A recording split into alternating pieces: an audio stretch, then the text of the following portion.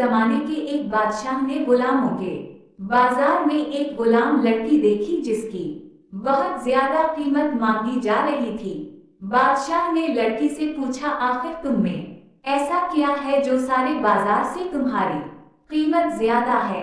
لڑکی نے کہا، بادشاہ سلامت، یہ میری ذہانت ہے جس کی قیمت طلب کی جا رہی ہے۔ بادشاہ نے کہا، اچھا میں تم سے کچھ سوالات کرتا ہوں، اگر تم نے درست جواب دیے تو تم آزاد ہو، نہیں تو تمہیں قتل کر دیا جائے گا۔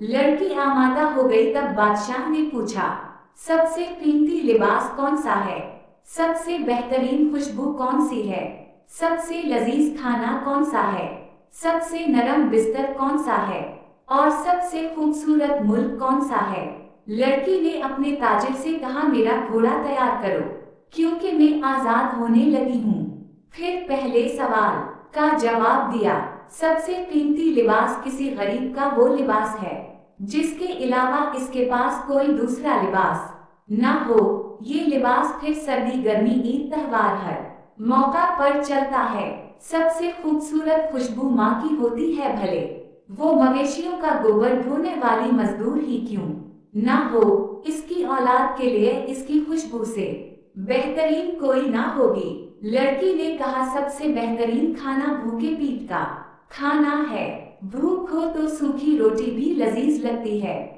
دنیا کا نرم ترین بستر بہترین انصاف کرنے والے کا ہوتا ہے، ظالم کو ململ واو کمفورٹ سے آراستہ بستر پر بھی سکون نہیں ملتا۔